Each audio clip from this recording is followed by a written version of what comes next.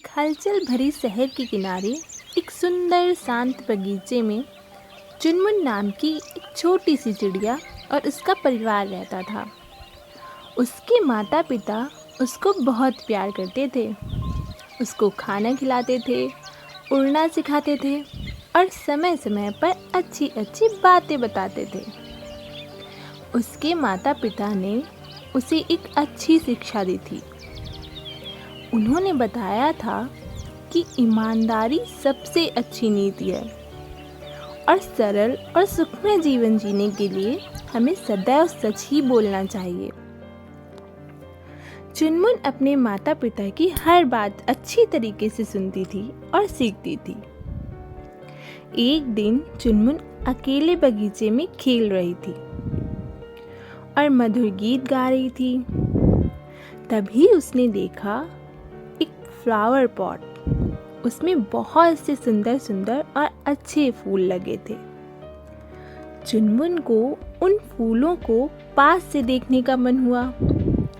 चुनमुन flower pot के पास गई और फूलों से खेलने लगी, लेकिन उसने थोड़ी सी लापरवाही कर दी, जिसकी वजह से फ्लावर पॉट गिर गया और टूट गया। चुनमुन ये देख के बहुत डर गई थी और सोचने लगी कि अब क्या होगा, अब तो मुझे डांट पड़ेगी। वह ऐसा विचार करने लगी। तभी उसकी एक दोस्त वहां आ गई। उसने अपनी दोस्त को सब बात बताई। उसकी दोस्त ने कहा, हमें डरना नहीं चाहिए, ये गलती से टूटा है और हमारे बड़े लोग इस बात को समझ सकते हैं और गलती समझकर माफ कर सकते हैं।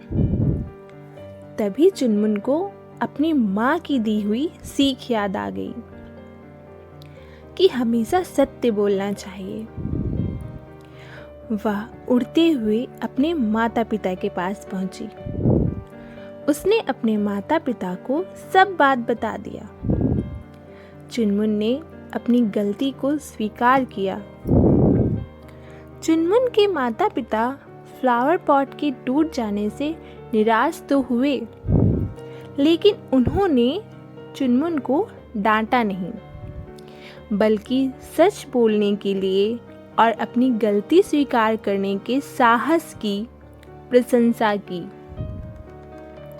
उन्होंने चुनमुन को बताया कि सदैव सत्य बोलना कठिन हो सकता है, लेकिन यह हमेशा सही विकल्प होता है।